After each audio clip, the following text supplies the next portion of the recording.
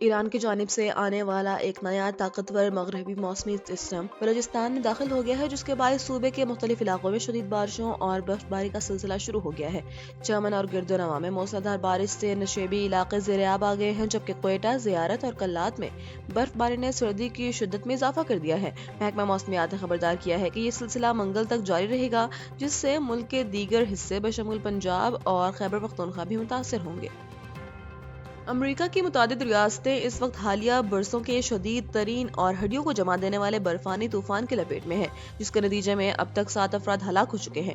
New York, Washington, Texas اور new Jersey سمیت درجنوں ریاستوں میں نظام زندگی مفلوج ہو کر رہ گیا ہے، جبکہ نیو یارک کے ایک دیہی علاقے میں درجہ حرارت -49 ڈگری تک گرنے کا ریکارڈ سامنے آیا ہے۔ شدید موسم میں 24 ریاستوں میں ایمرجنسی نافذ کر دی گئی ہے اور تقریباً 24 کروڑ افراد اس طوفان سے متاثر ہونے کا خدشہ ہے۔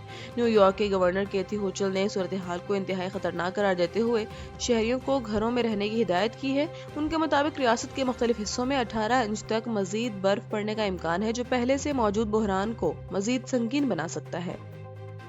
بین الاقوامی جریدے دی ڈپلومیٹ نے واشنگٹن میں پاکستان کی حالیہ سفارتی کوششوں کو بڑی کامیابی قرار دیتے ہوئے اس کی تعریف کی ہے۔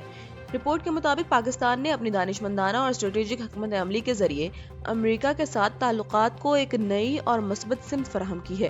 اس کے برعکس بھارت، جو کبھی امریکہ کا اہم اتحادی سمجھا جاتا تھا، اب سفارتی تنہائی اور 50% امریکی ٹیرف کے بوجھ تلے دب چکا ہے۔ پاک بھارت تنازع پر امریکی ثالثی کو مسترد کرنے کے بعد بھارت اور امریکہ کے تعلقات منجمد ہو گئے ہیں، جس کا فائدہ اٹھاتے ہوئے پاکستان نے صدر ٹرمپ کے ثالثی کے کردار کی حمایت کر کے اپنے اثر و رسوخ میں اضافہ کر لیا ہے۔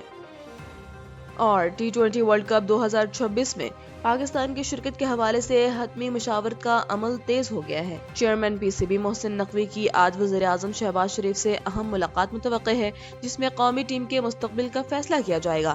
اس اہم معاملے پر وزیر خارجہ اسحاق ڈار کو بھی اعتماد میں لیا جائے گا۔ حالانکہ PCB نے ورلڈ کپ کے لیے اسکواڈ کا اعلان کر دیا ہے، لیکن ICC کے مبینہ دوہرے معیار اور بھارت کے حوالے سے پاکستان کے سخت موقف نے شرکت پر سوالیہ نشان برقرار رکھا ہے۔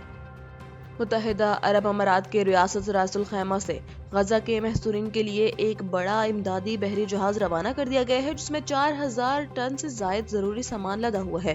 یہ امدادی مشین راس الخیمہ کے حکمران شیخ سعود بن صقر کی خصوصی ہدایات پر شروع کیا گیا ہے، تاکہ جنگ زدہ علاقوں میں انسانی بحران کی شدت کو کم کیا جا سکے۔